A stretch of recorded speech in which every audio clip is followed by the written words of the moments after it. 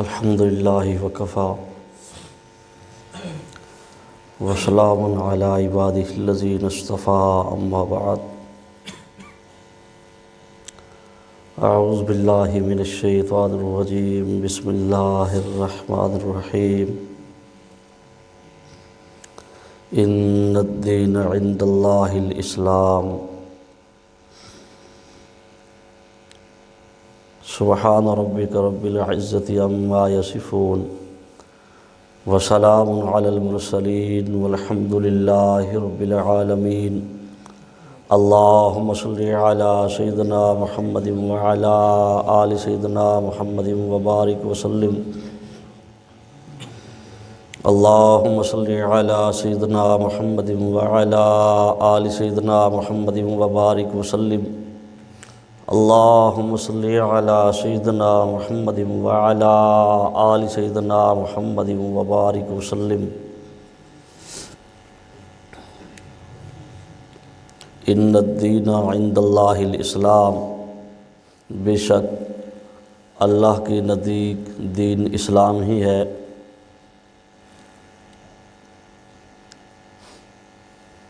بہت سارے لوگوں نے من گھڑت دین بنا رکھا ہے، اس میں اور دین اسلام میں فرق یہ ہے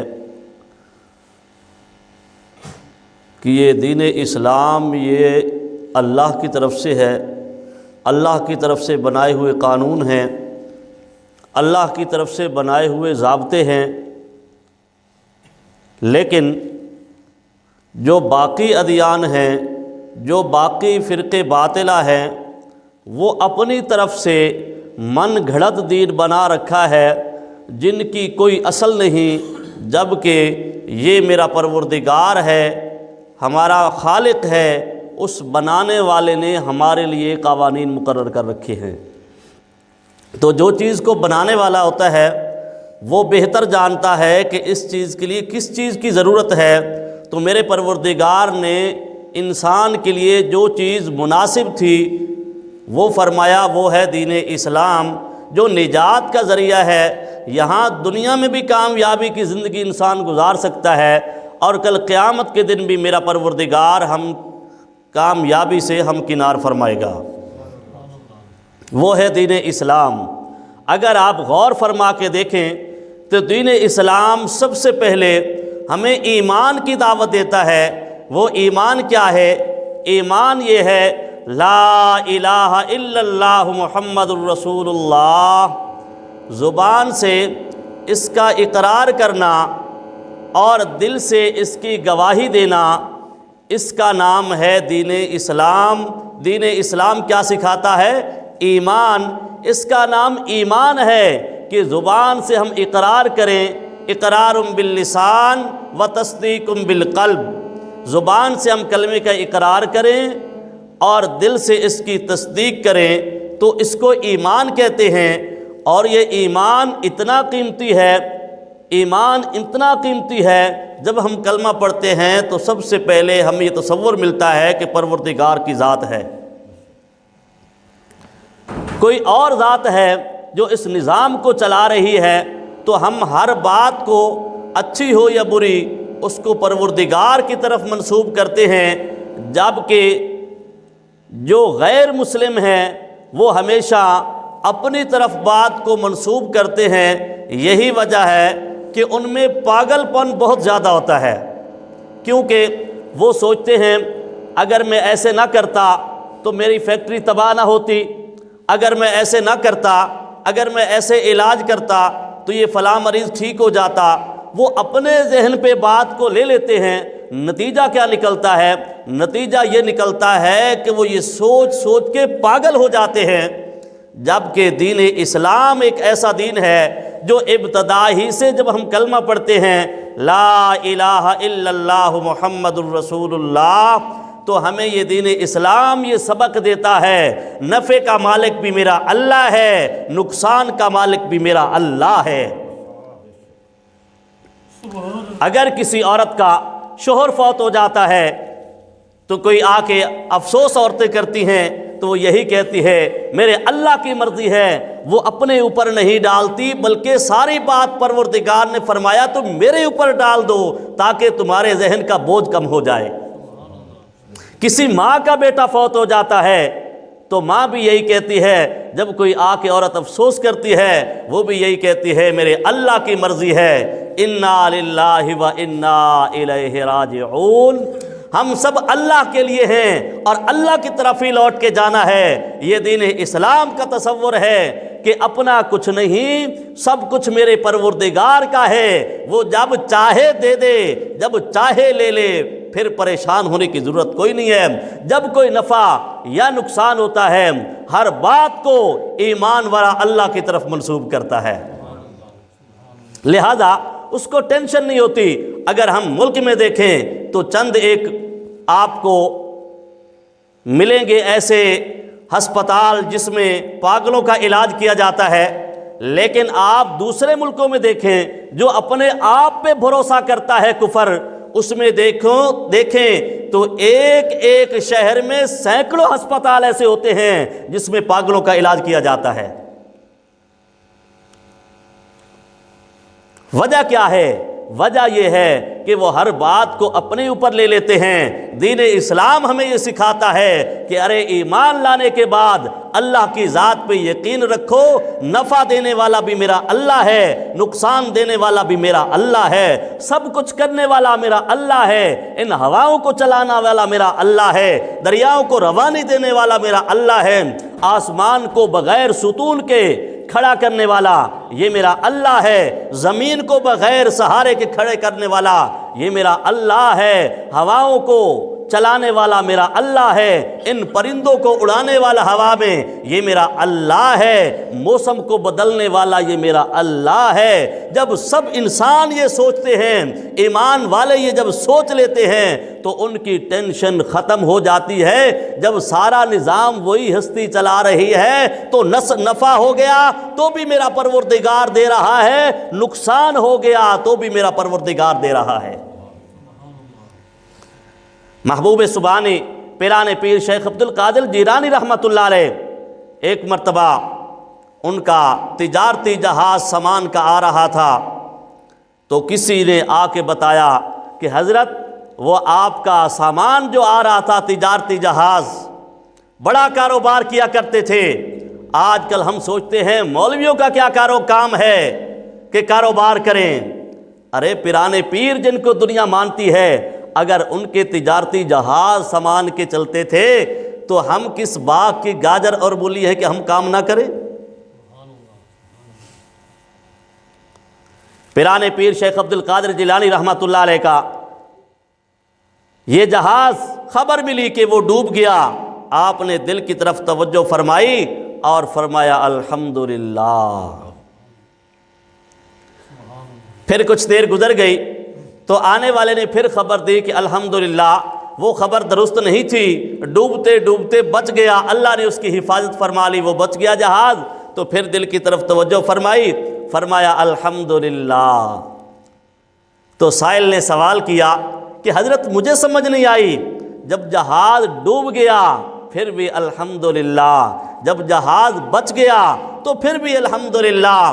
فرمایا میں نے جب جہاز ڈوبنے کی خبر سنی، دل کی طرف میں نے توجہ کی، میرا دل اللہ کی طرف متوجہ تھا کہ سب کچھ میرے اللہ کا تھا، میرے اللہ نے لے لیا، ذرا برابر بھی میرے دل میں پریشانی نہیں تھی، اس لیے میں نے کہا الحمدللہ۔ جب کسی صاحب نے آ کے خبر دی کہ وہ جہاز ڈوبتے ڈوبتے بچ گیا، وہ خبر غلط ہو گئی، تو حضرت نے پھر فرمایا الحمدللہ۔ حضرت مجھے اس کی سمجھ نہیں آئی، فرمایا جب خبر ملی کہ وہ جہاز سامان کا بچ گیا، میں نے دل کی طرف توجہ فرمائی تو مجھے ذرا برابر بھی خوشی کوئی نہیں ہوئی، میرے اللہ کا تھا دیا، میرے اللہ کا تھا اس نے لے لیا، کہ کوئی پریشانی کی بات نہیں، تو اس لیے میں نے کہا الحمدللہ۔ تو مومن کی شان یہ ہے، ایک ایمان والے کی شان یہ ہے، جب بھی اس کو کوئی پریشانی پہنچتی ہے تو ہمیشہ وہ کہتا ہے میرے اللہ کی مرضی ہے۔ وہ ہمیشہ کیا سوچتا ہے؟ میرے اللہ کی مرضی ہے۔ یہ دین اسلام نے ہم نے پہلی چیز دی، اس کا نام ہے ایمان، اور ایمان کے سبب سے انسان ذہنی ٹینشن سے، پریشانی سے بچ جاتا ہے اور پاگل پن سے بچ کے انسان اچھی زندگی گزارتا ہے۔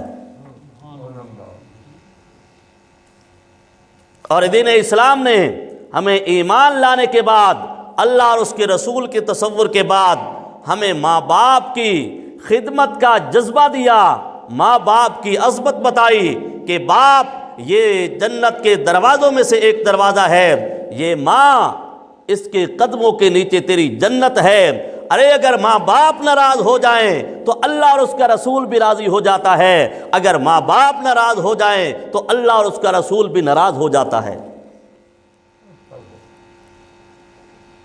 اویس کرنی رحمۃ اللہ علیہ کا واقعہ مشہور ہے، وہ والدہ کی خدمت کیا کرتے تھے، تو ایک مرتبہ اللہ کے حبیب علیہ الصلوۃ والسلام کی یاد نے ستایا۔ نبی علیہ الصلوۃ والسلام کا انہوں نے زمانہ پایا ہے لیکن نبی علیہ الصلوۃ والسلام کا دیدار نہیں کیا، تو ایک مرتبہ اللہ کے حبیب علیہ الصلوۃ والسلام کی یاد نے ستایا، دل میں انگڑائیاں آئیں کہ میں اللہ کے حبیب علیہ الصلوۃ والسلام کا دیدار کر سکوں، نبی علیہ الصلوۃ والسلام کا دیدار کروں۔ ماں سے اجازت لی، اماں اگر اجازت ہو تو میں نبی علیہ السلام کا دیدار کر آؤں، تو اجازت مل گئی۔ فرمایا والدہ نے کہ جا تو رہے ہو لیکن جلدی واپس آ جانا، جلدی واپس آ جانا۔ حضرت اویس کرنی رحمۃ اللہ علیہ نبی علیہ الصلوۃ والسلام کی خدمت میں پہنچے، وہاں پتہ چلا کہ اللہ کے حبیب علیہ الصلوۃ والسلام کسی سفر میں ہیں، تو وہیں سے واپس آ گئے بتا کے کہ بتا دینا میرے محبوب کو قرن قبیلے سے ایک اویس نامی بندہ آیا تھا جو آپ کے دیدار کے لیے آیا تھا، لیکن ماں کی خدمت کی وجہ سے پھر اسے واپس جانا پڑا، وہ واپس چلا گیا۔ اللہ کے حبیب علیہ الصلوۃ والسلام نے دیکھو اپنا جبہ اتارا، اپنا جبہ اتار کے حضرت عمر فاروق، حضرت علی رضی اللہ تعالی عنہما ان کو جبہ بھی دیا، فرمایا یہ جبہ بھی میری طرف سے ہدیہ کر دینا اور اویس کو کہہ دینا میری امت کے لیے دعا کر دے۔ اگر ماں باپ راضی ہو جائیں تو اللہ کے حبیب بھی راضی ہو جاتے ہیں، اللہ کے حبیب ان کو دعاؤں کے لیے کہتے ہیں۔ اگر ماں باپ ناراض ہو جائیں، صحابی رسول ہیں جن کا نام ہے علقمہ رضی اللہ تعالی عنہ، صحابی رسول ہیں، نبی کا زمانہ ہے، لیکن اگر ماں ناراض ہے، ماں ناراض ہونے کی وجہ سے جب آخری وقت آ گیا تو جان نہیں نکلتی۔ حضرت علقمہ رضی اللہ تعالی عنہ کی بیوی نے نبی علیہ السلام کے پاس پیغام بھیجا کہ آپ کے صحابی ہیں اور ان کا آخری وقت ہے، آپ تشریف لائیں۔ نبی علیہ الصلوۃ والسلام نے 4 صحابہ کرام کو بھیجا، جاؤ ان کا حالات معلوم کر کے آؤ۔ جب وہاں پہنچے تو انہوں نے بیٹھ کے کلمے کا ورد شروع کیا، لا الہ الا اللہ، لا الہ الا اللہ، لا الہ الا اللہ، لیکن علقمہ رضی اللہ تعالی عنہ کی زبان پہ کلمہ جاری نہیں ہوتا۔ ایک صاحب پھر وہیں سے اللہ کے حبیب علیہ الصلوۃ والسلام کی خدمت میں پہنچے، اللہ کے حبیب علیہ الصلوۃ والسلام کو جب بتایا، میرے محبوب نے فرمایا جاؤ پتہ کر کے آؤ اس کی اماں زندہ ہے۔ جب پتہ کیا گیا تو اماں تو زندہ ہے، میرے محبوب نے فرمایا پوچھو اماں ناراض ہے کہ راضی ہے؟ بتایا گیا، اے اللہ کے حبیب علیہ الصلوۃ والسلام والدہ تو اس سے ناراض ہے۔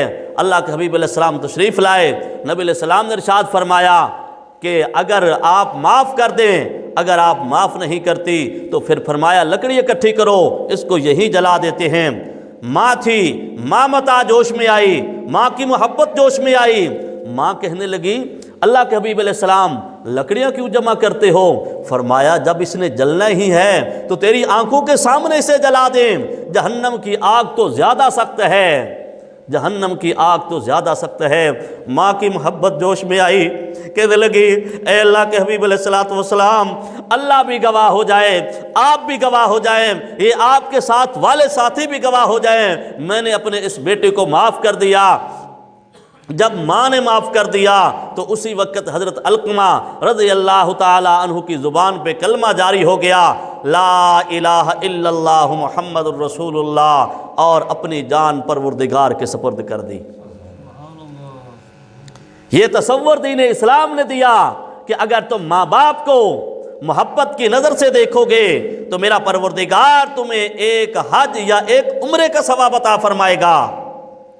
صحابہ نے عرض کی اے اللہ کے حبیب علیہ الصلوۃ والسلام، کیا اگر بار بار دیکھیں؟ میرے محبوب نے فرمایا پیارو، اللہ کی رحمت کوئی تھوڑی ہے، جتنے مرتبہ دیکھو گے میرا پروردگار اتنے حج اور عمرے کا ثواب عطا فرمائے گا۔ یاد رکھو، ہم حج اور عمرہ کے لیے جاتے ہیں، ہو سکتا ہے کوئی ایسی بات ہو جس کی وجہ سے قبول نہ ہو، لیکن ماں باپ کے چہرے کو محبت سے دیکھنا یہ ایک مقبول حج اور عمرے کا ثواب ملتا ہے۔ لیکن اس کے بالمقابل کفر کا دیکھ لو حال کیا ہے کہ وہ ماں کے ساتھ اور بہن کے ساتھ، بیٹی کے ساتھ کیا سلوک کرتے ہیں، ان کو ماں کی، بہن کی، بیٹی کی کوئی تمیز نہیں ہے۔ یہاں تک کہ ہمارے حضرت پیر ذوالفقار احمد نقشبندی صاحب دامت برکاتہ العالیہ نے ایک مرتبہ ارشاد فرمایا کہ ایک مرتبہ امریکہ میں مقدمہ درج ہوا۔ کیوں؟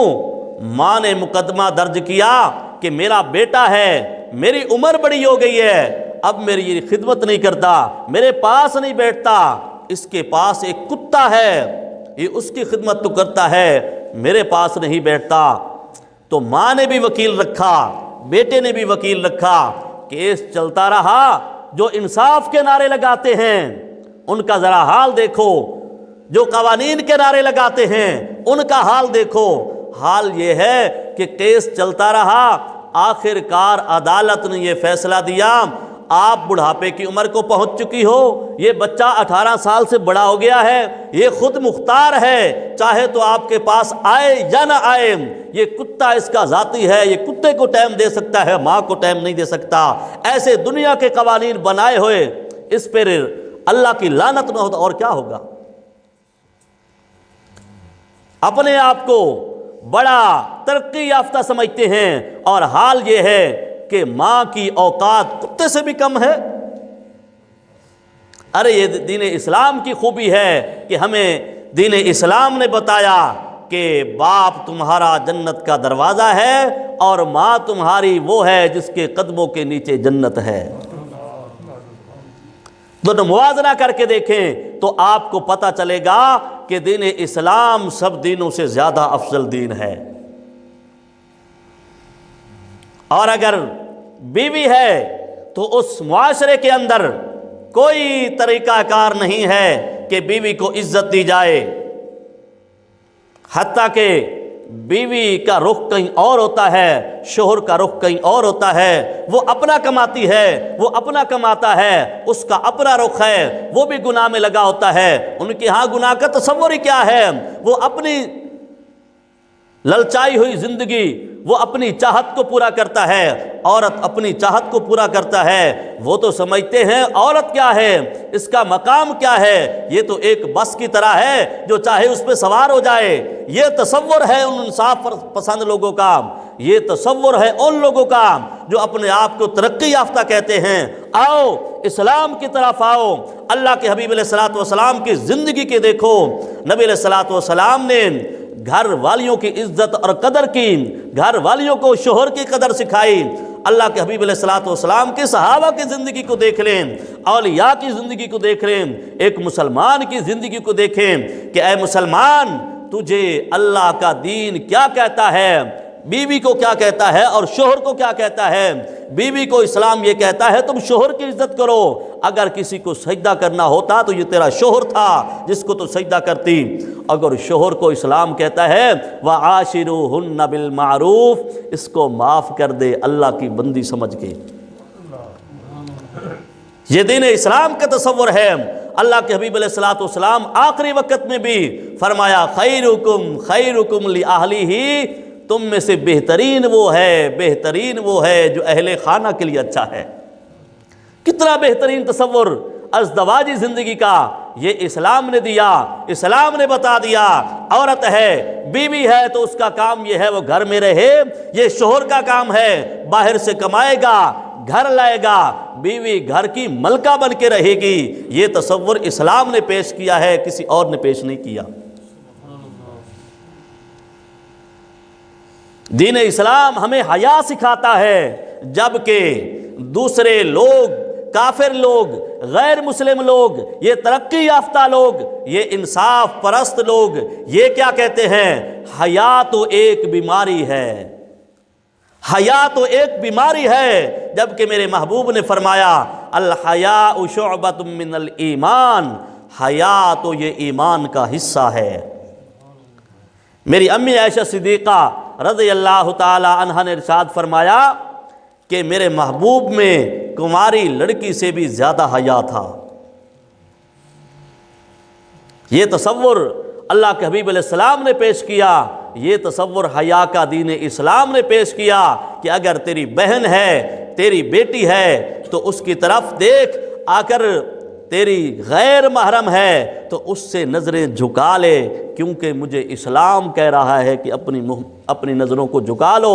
قل للمؤمنین یغضوا من ابصارہم، اسلام یہ حکم دیتا ہے کہ اگر کسی اور کی بہن ہے تو اس کو اپنی بہن تصور کرو، یہ میری بہن کی طرح ہے، یہ میری ماں کی طرح ہے، میں اس پر نظر نہیں اٹھاؤں گا۔ جیسے اپنی ماں کی عزت ہے اسی طرح اس ماں کی بھی عزت ہے، کیونکہ فرمایا کہ بنی آدم یہ سارے کے سارے مسلمان فرمایا ایک جسم کی مانند ہیں، اگر ایک کو تکلیف پہنچتی ہے تو دوسرے کو ضرور تکلیف ہوتی ہے۔ آج ہم دیکھتے ہیں اگر تکلیف نہیں ہوتی تو مطلب یہ ہے ہماری زندگی سے اسلام ختم ہو چکا ہے۔ اگر یہ خیر خواہی سکھاتا ہے تو یہ اسلام سکھاتا ہے۔ حضور صلی اللہ تعالی علیہ وسلم نے ارشاد فرمایا الدین النصیحہ، دین تو خیر خواہی کا نام ہے، دین تو خیر خواہی کا نام ہے۔ اللہ کے حبیب علیہ الصلوۃ والسلام کے ایک صحابی ہیں، انہوں نے ایک مرتبہ گھوڑا خریدا اور یوں سمجھ لے کہ 1000 روپے کا گھوڑا خرید کے لائے۔ گھر میں ایک اور صحابی آئے، وہ کہنے لگا ماشاءاللہ آپ تو گھوڑا بڑا اچھا لائے ہیں، بڑی اچھی نسل کا ہے، اور لگتا یہ ہے یہ 1500 روپے کا ہے، بڑی اچھی قیمت کا ہے، تقریباً آپ اتنے کا ہی لائے ہوں گے کیونکہ یہ اچھی نسل کا ہے، اس کی اتنی ہی قیمت ہے۔ یہ صحابی سنتے رہے، جب کہنے والا کہہ کے چلا گیا اس کے بعد 500 روپے لیا اور جس سے گھوڑا خریدا تھا اس کو دے کے آئے، میاں مجھے معلوم نہیں تھا تیرا گھوڑا اچھی نسل کا تھا، میں نے آپ کو پیسے کم دیے، لہذا یہ مجھ سے 500 روپیہ اور وصول کر لو۔ یہ ہے الدین النصیحہ، دین خیر خواہی کا نام ہے۔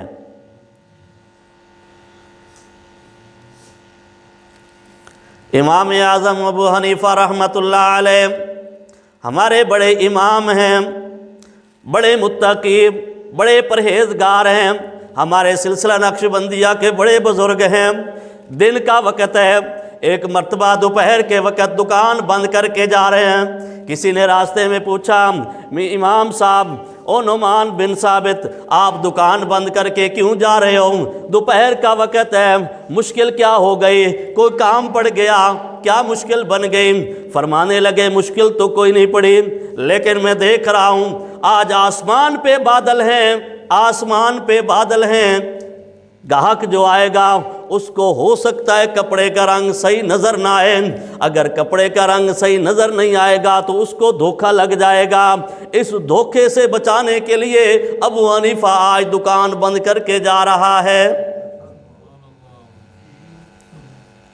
اس کو امام اعظم ابو حنیفہ رحمۃ اللہ علیہ کہتے ہیں، جن کا اصل نام نعمان بن ثابت ہے۔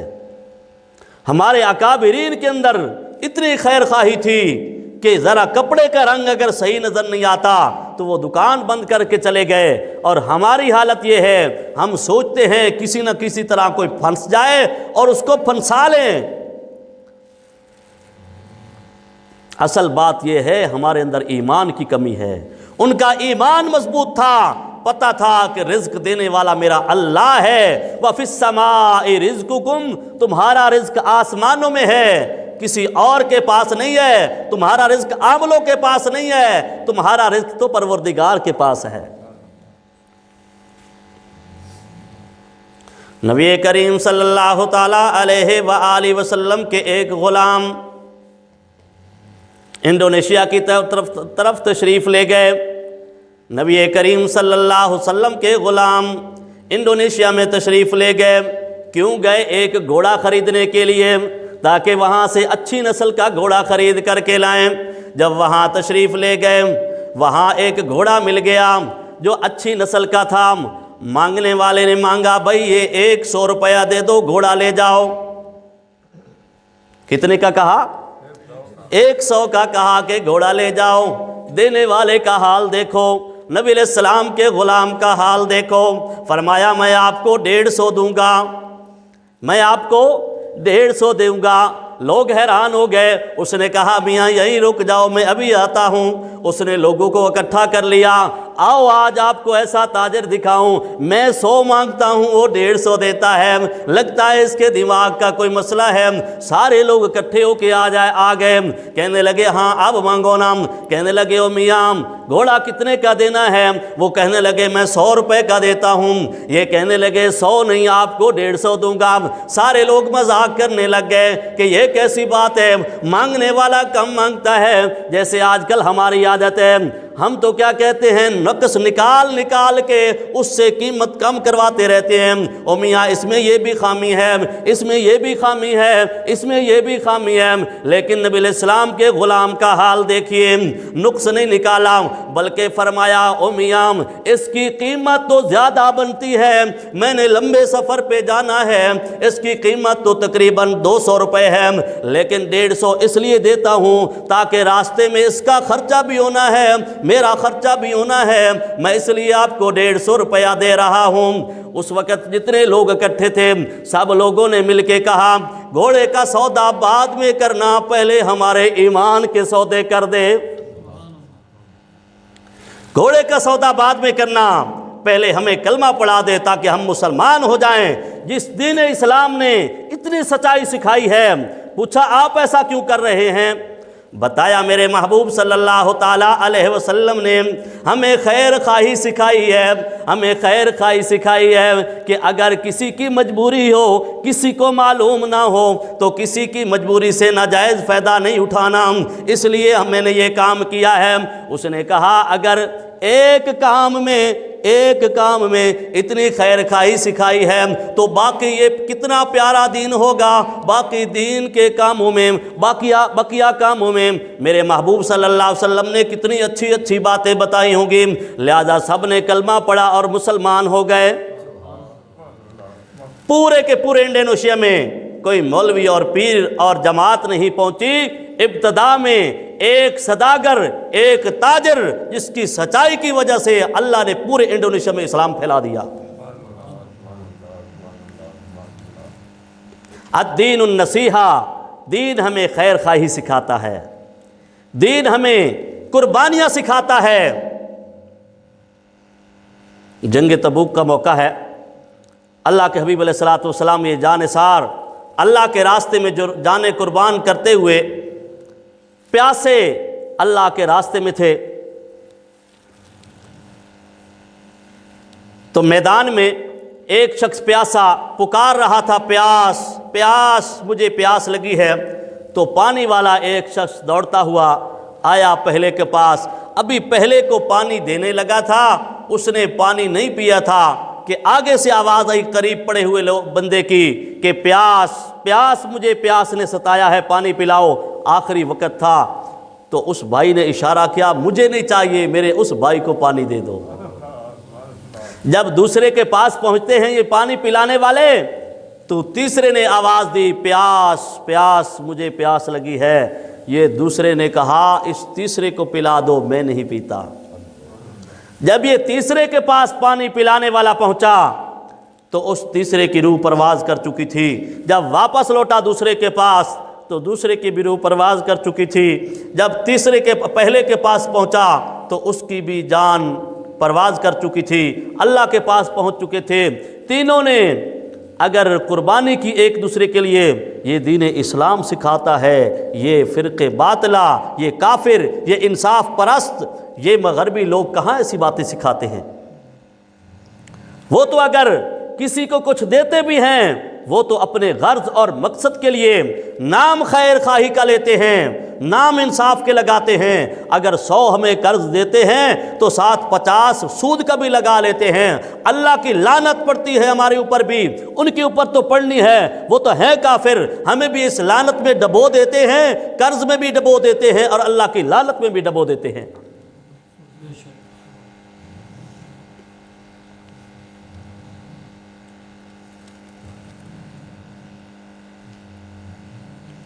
یہ دین اسلام ہمیں یہ باتیں سکھاتا ہے، جبکہ کافر لوگوں کے پاس ایسی کوئی چیز نہیں جو قوانین خود مرتب کرنے والے ہیں کہ ہم نے ترقی کر لی ہے۔ وہ ترقی نہیں کی، وہ ترک گئے ہیں، بدبو آتی ہے، جن کے ماں بہن کی تمیز نہیں، 100 لڑکیاں اور 100 لڑکے اکٹھے بیٹھ کر، اکٹھے کھڑے ہو کے ڈانس کرتے ہیں اور ناچتے ہیں، اپنی ضرورتوں کو پورا کرتے ہیں، تو وہ کہتے ہیں کہ ہم نے ترقی کر لی ہے۔ ارے دین اسلام کو چھوڑ کر اگر کافروں کے پیچھے چلو گے تو جیسے وہ گمراہی میں دھنس رہے ہیں، اسی طرح ہم بھی گمراہی میں چلے جائیں گے۔ چند سال پہلے کی بات ہے، اسرائیل میں ننگے لڑکے اور لڑکیاں ایک کمرے میں ڈانس کر رہے تھے۔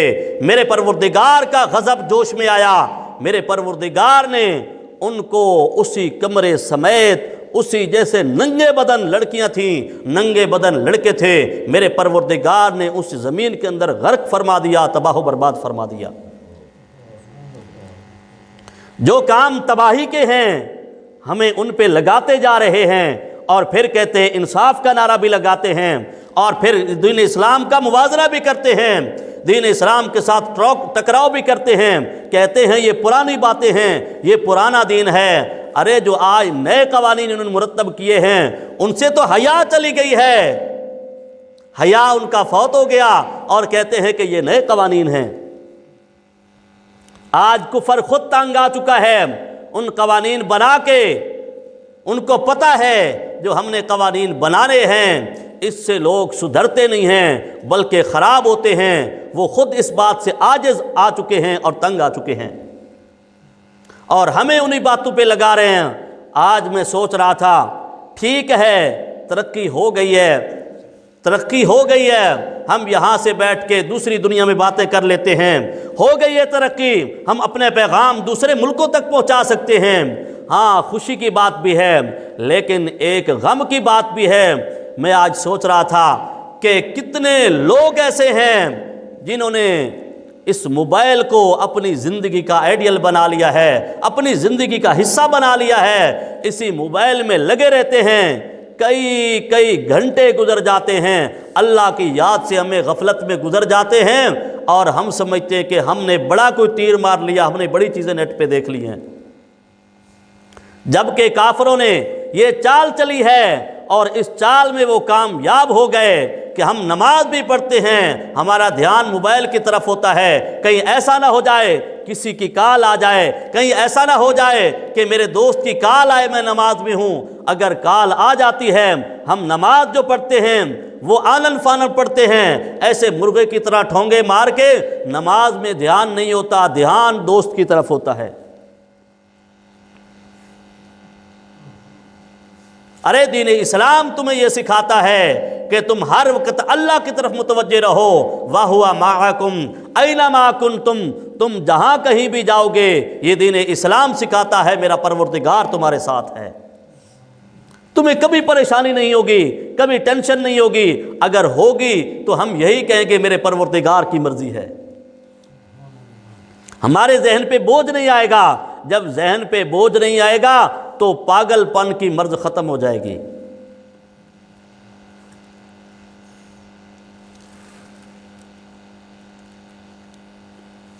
تابعین کا دور تھا، ایک شخص نے زمین خریدی اور دوسرے شخص نے وہ زمین بیچ دی۔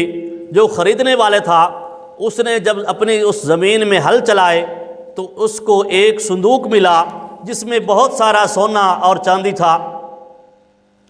اب اس نے سوچا کہ یہ سونا اور چاندی یہ میرا تو نہیں ہے، میں نے تو خریدا نہیں، میں نے تو زمین خریدی ہے، لہٰذا یہ اس بندے کے پاس چلا گیا جس سے زمین خریدی تھی کہ یہ صندوق آپ کا ہے، آپ لے لیجئے، کیونکہ میں نے تو آپ سے زمین خریدی تھی، میں نے آپ سے یہ صندوق تو نہیں خریدا تھا۔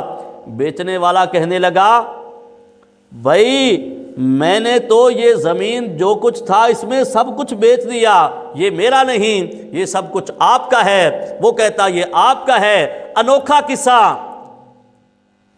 آج اگر مل جائے تو آج ہم کیا کریں گے؟ سب سے پہلے ارے گندی سے گندی چیز پہ بھی ہمارا ایمان بک جاتا ہے، ایک اینٹ پہ بھی ہمارا ایمان بک جاتا ہے۔ ابھی کچھ وقت پہلے کی بات ہے، ایک شخص کو چرا کے جا رہا تھا اینٹیں، تو مالک نے پکڑ لیا۔ کہتے ہیں حالانکہ میں نے خود دیکھا کہ وہ پہلے بھی لے کے جا رہا تھا، لیکن جب مالک نے پکڑ لیا کہتا یہی اینٹیں تھی جو ابھی لے کے جا رہا تھا، پہلے تو میں نہیں لے کے گیا۔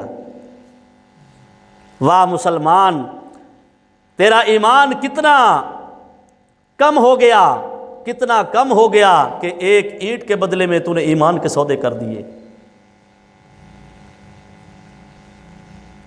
وہ بھی مسلمان تھے، سونے کا وہ صندوق سونے اور چاندی سے بھرا ہوا ملا، لیکن ایک بھی رکھنے کے لیے تیار نہیں ہے۔ نبی علیہ السلام کے صحابی ہیں ابی بن کعب رضی اللہ تعالیٰ عنہ، وہ قاضی تھے، ان کے پاس یہ مسئلہ آیا کہ اس طرح کا معاملہ ہے، میں نے ان سے زمین خریدی تھی، وہاں سے مجھے سونے اور چاندی کا صندوق ملا ہے، میں اس کو دینا چاہتا ہوں۔ وہ کہنے لگے میں نے اس کو بیچ دیا تھا، جو کچھ جس میں تھا وہ اسی کا ہے۔ تو ابی بن کعب رضی اللہ تعالیٰ حیران ہوئے کہ اللہ نے ان لوگوں کو کتنا ایمان عطا فرمایا ہے، کتنا ایمان عطا فرمایا ہے کہ وہ ادھر دھکیلتا ہے، وہ ادھر دھکیلتا ہے۔ لہذا آپ نے باتوں باتوں میں پوچھا کہ آپ کی اولاد ہے؟ تو بتایا ایک نے میرے بچہ ہے، دوسرے نے بتایا میری بچی جوان ہے۔ تو انہوں نے ان کے بچے اور بچی کا فیصلہ کر دیا کہ تم ان بچی اور بچے کا نکاح کر دو، یہ سونا اور چاندی انہی کو دے دو، تاکہ دونوں گھر راضی ہو جائیں گے، دونوں کا گھر آباد ہو جائے گا، آپ بھی راضی ہو جائیں گے، اور یہ سونا اور چاندی بھی اپنے اپنے مقام پہ پہنچ جائے گا۔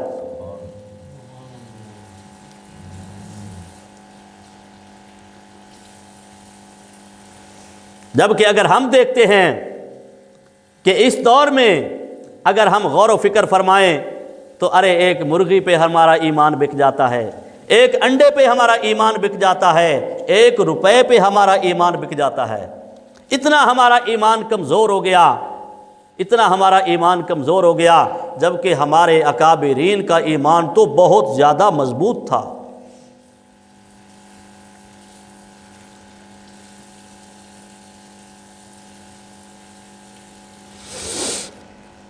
نبی کریم صلی اللہ تعالیٰ علیہ وسلم نے ہمیں خیر خواہی سکھائی ہے، ہمیں سچ سکھایا ہے کہ جھوٹ بولو گے تو میرا اللہ بھی ناراض ہو جائے گا، میرا اللہ بھی ناراض ہو جائے گا، اللہ کا نبی بھی ناراض ہو جائے گا۔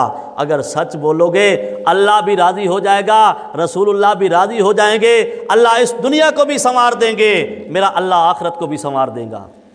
اس لیے فرمایا الصدق ینجی والکذب یہلک، سچ میں نجات ہے اور جھوٹ میں ہلاکت ہے۔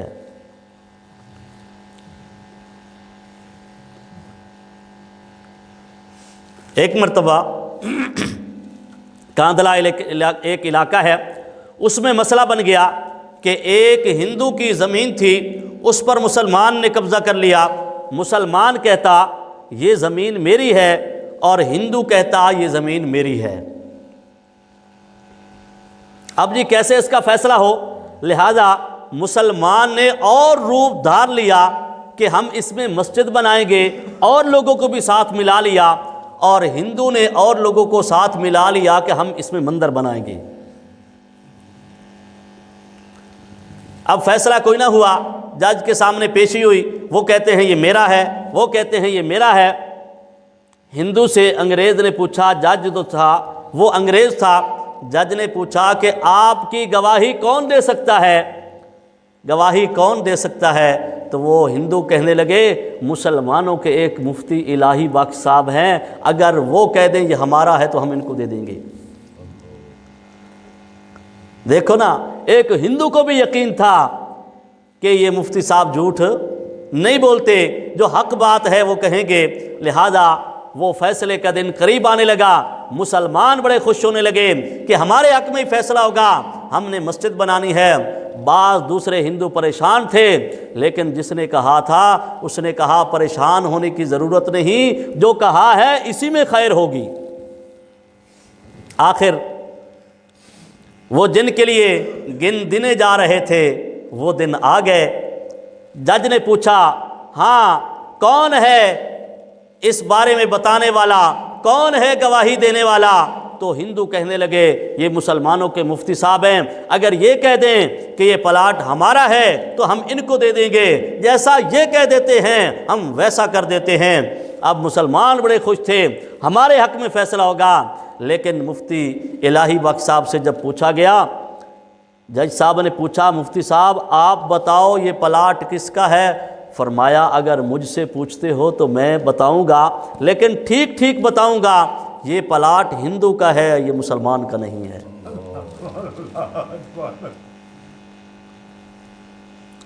انگریز نے پوچھا یہ مندر بنا سکتے ہیں؟ مفتی صاحب نے کہا ان کی اپنی مرضی ہے، چاہے تو مندر بنائیں، چاہے تو یہاں کوٹھی بنائیں، بنگلہ بنائیں، ان کی اپنی مرضی ہے۔ تو جج نے فیصلہ لکھا، آج کے دن مسلمان تو ہار گئے لیکن اسلام جیت گیا۔ آج کے دن مسلمان تو ہار گئے لیکن اسلام جیت گیا۔ تو ہندو کہنے لگے جب جج نے یہ فیصلہ سنایا، فرمایا ایک فیصلہ سنا ہے، ہماری طرف سے بھی فیصلہ سن لو، ہماری طرف سے بھی فیصلہ سن لو، یہ فیصلہ بعد میں کرنا، ہم سب بھی کلمہ پڑھتے ہیں اور مسلمان ہوتے ہیں۔ وہ سب لوگوں نے کلمہ پڑھا اور مسلمان ہو گئے، سب لوگ اکٹھے ہو گئے۔ جب مسلمان ہو گئے انہوں نے کہا ہم مل کے بناتے ہیں، جسے دین اسلام میں اتنی سچائی ہے کیوں ہم پیچھے رہے، ہم بھی کلمہ پڑھتے اور مسلمان ہو جاتے ہیں۔ الصدق ینجی والکذب یہلک، سچ میں نجات ہے اور جھوٹ میں ہلاکت ہے۔ جب مدائن فتح ہوا، سعد بن ابی وقاص رضی اللہ تعالیٰ عنہ بیٹھے ہیں، تو مدائن فتح ہو گیا، مال اکٹھا ہو رہا ہے، تو کچھ دیر کے بعد ایک پھٹے پرانے کپڑے، پرانا سا جوتا، ایک شخص آیا اور اپنی چادر میں کچھ لپیٹا ہوا ہے اور آ کے وہاں پہنچا اور کہا کہ یہ کچھ سامان تھا، یہ میں دینے آیا ہوں، جنگ کے دوران مجھے ملا تھا۔ جب وہ دیکھا گیا تو وہ بادشاہ کا تاج تھا۔ جب وہ دیکھا گیا وہ بادشاہ کا تاج تھا جس میں کروڑوں موتی جڑے ہوئے تھے، کروڑوں اربوں روپے کے تھے۔ ایک ایک موتی بھی اگر وہ بیچ دیتے تو ساری زندگی آسانی سے ان کی گزر سکتی تھی، لیکن اپنا منہ چھپایا ہوا اور یہ تاج واپس کر دیا۔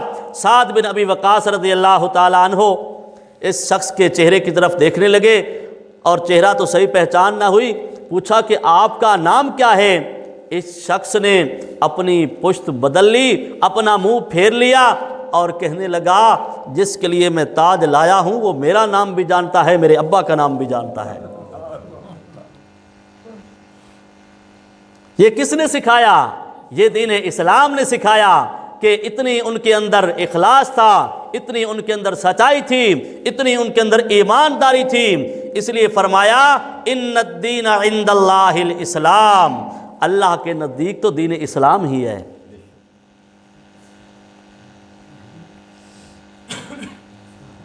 یہ کوئی عام بات نہیں ہے، یہ بہت بڑی اہمیت کی حامل ہے۔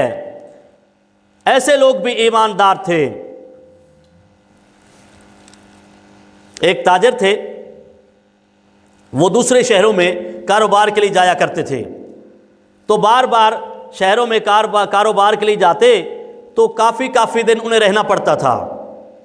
آخر کار بیوی نے دیکھا کہ پہلے یہ چند دن رہتے تھے، اب زیادہ رہنا شروع کر دیا ہے، تو معلوم کروں کہ کوئی اور مسئلہ تو نہیں ہے۔ لہذا جب بیوی نے ایک عورت کے ذریعے معلوم کروایا کہ آپ فلاں شہر جاؤ اور جا کے معلوم کرو میرا شوہر وہاں رہتا ہے اور وہاں اس کی کیسی زندگی ہے یا کیا کرتا ہے، جب وہ عورت معلوم کرنے کے لیے گئی اس نے معلوم کر لیا کہ اس نے تو ایک اور شادی کر رکھی ہے۔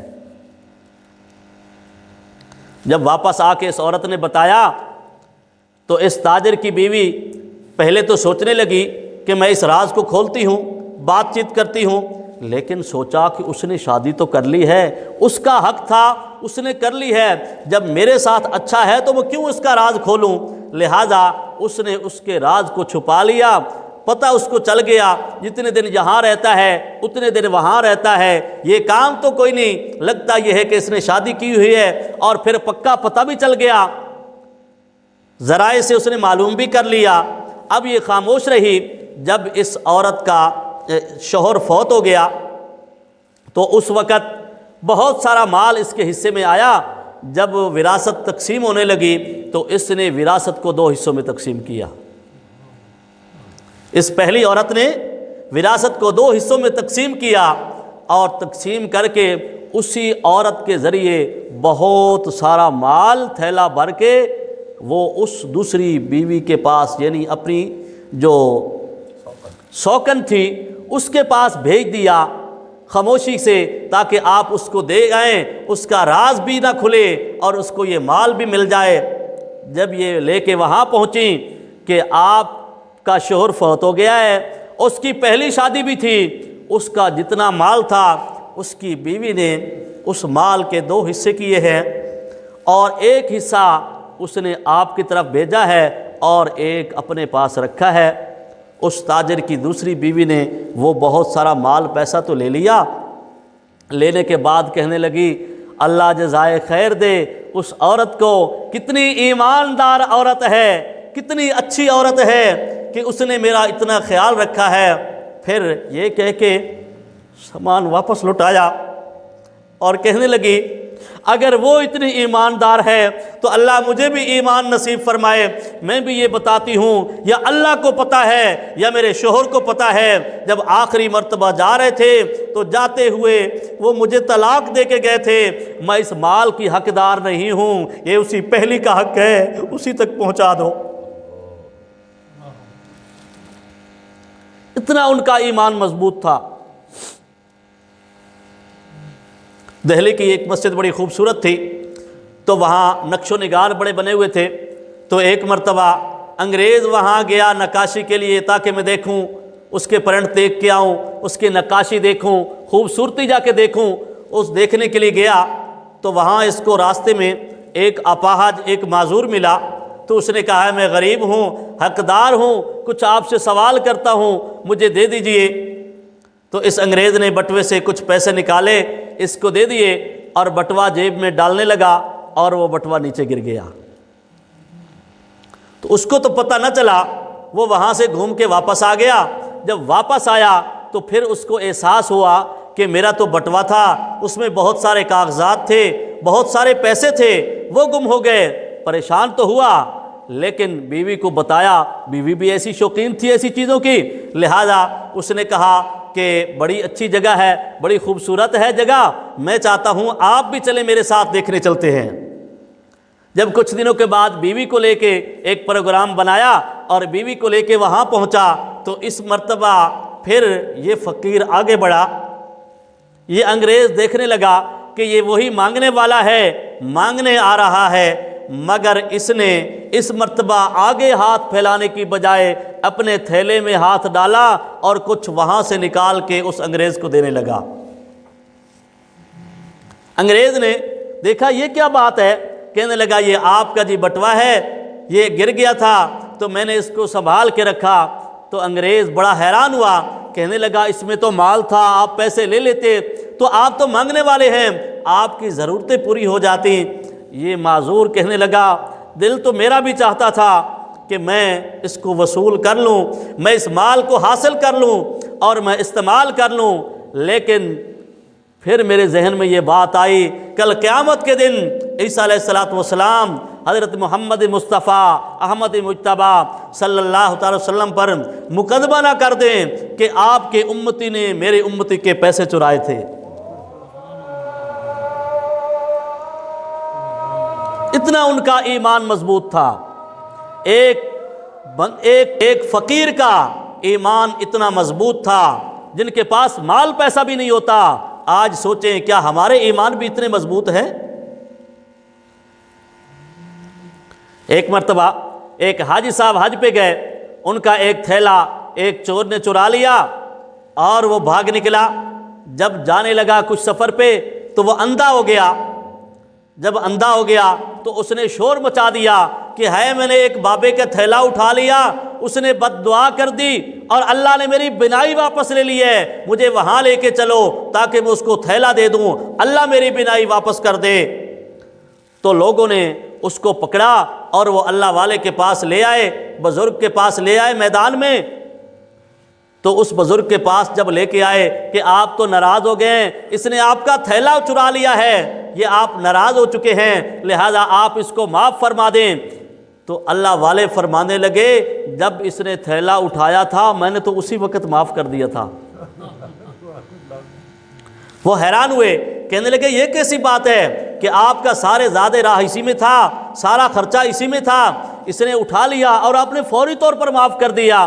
فرمایا ہاں میں پڑھا ہوا تو نہیں ہوں اتنا, لیکن علماء سے سنا ہے اللہ کے حبیب علیہ الصلوۃ والسلام کل میزان پہ کھڑے ہوں گے, پل صراط پہ کھڑے ہوں گے, جب تک امت کا مسئلہ حل نہیں ہو جائے گا اللہ کے حبیب علیہ الصلوۃ والسلام آگے نہیں جائیں گے. میں نے سوچا کل ایسا نہ ہو میرے اس تھیلے کی وجہ سے میں اگر اس کو معاف نہ کیا اس پہ مقدمہ ہوگا اور اللہ کے حبیب علیہ السلام کو میرے اس تھیلے کی وجہ سے جنت جانے میں دیر ہو جائے گی, اس لیے میں نے اس کے تھیلے کو, اس پیسوں کو معاف کر دیا. ان الدین عند اللہ الاسلام. اب ساری باتوں میں آپ موازنہ کر کے دیکھو, جن کے پیچھے ہم قدم بقدم چل رہے ہیں, اپنی زندگیاں تباہ کر رہے ہیں, کیا وہ کامیاب لوگ ہیں یا اللہ کے حبیب علیہ الصلوۃ والسلام نے جو ہمیں زندگی بتلائی ہے, جس زندگی پہ چلنے کا کہا ہے وہ زندگی کامیاب ہے؟ تو یقیناً آپ کا دل گواہی دے گا جو اللہ کے حبیب علیہ الصلوۃ والسلام دین اسلام لے کے آئے, یہ سچا دین ہے, یہ سچا دین ہے, یہ کامل دین ہے, اور ہمیں دنیا اور آخرت کی تمام بھلائیاں یہ دین اسلام ہمیں سکھاتا ہے. کافروں نے ایک مرتبہ بغداد کا جب عروج تھا تو ایک بندے کو بھیجا, جاؤ معلوم کر کے آؤ کہ جہاں مسلمان جاتے ہیں کامیابی ان کے قدم چومتی ہے, ان میں بات کیا ہے. جب یہ غیر مسلم مسلمانوں کے علاقے میں آیا, ایک ہوٹل پہ کھانا کھانے لگا تو مسلمان سامنے بیٹھا تھا, بار بار اس کو دیکھتا رہا, سوچنے لگا آثار سے معلوم یہ ہوتا ہے کہ یہ مسافر ہے, لہذا جاتے ہوئے کاؤنٹر پہ اس کے پیسے بھی دے کے چلا گیا. جب یہ کافر کاؤنٹر پہ پیسے دینے کے لیے آیا تو اس نے بتایا آپ کے سامنے والا جو بیٹھا تھا وہ آپ کے پیسے ادا کر گیا. اس نے یہ سوچا کہ یہ مسافر ہے, آج یہ میرا مہمان ہے, اس مہمان کے پیسے میں دیتا ہوں, لہذا اس نے آپ کا خرچہ ادا کر دیا, آپ چلے جا سکتے ہیں. وہ حیران ہو کے حیران ہوا کہ یہی چیز ہے جس کی وجہ سے اللہ تعالیٰ ان کو کامیابی عطا فرماتے ہیں. پھر دکان پہ گیا, دکان پہ کوئی چیز خریدنے لگا تو وہ کہتا ہے کتنے کی؟ اس نے کہا یہ 20 روپے کی چیز ہے. کہنے لگا ٹھیک ہے 20 کی لے لیتا ہوں. جب سودا طے ہو گیا کہتا ہے اگر آپ برا محسوس نہ کریں وہ سامنے والی دکان پہ چلا جائیں, انہی پیسوں میں آپ کو چیز وہاں سے مل جائے گی.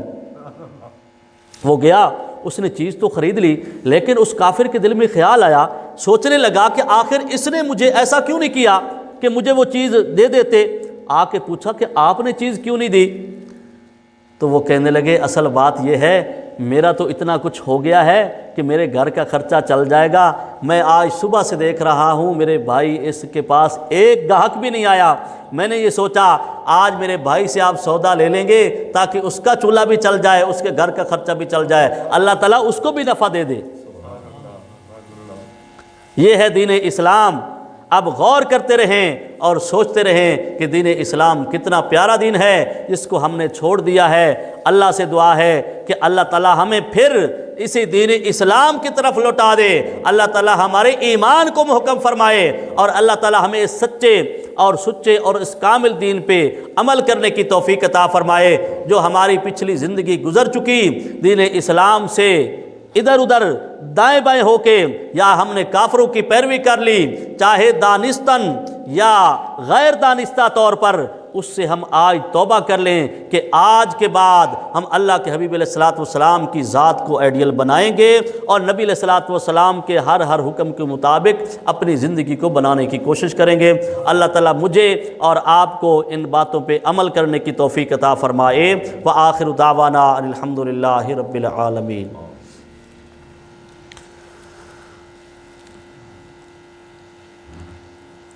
اب سارے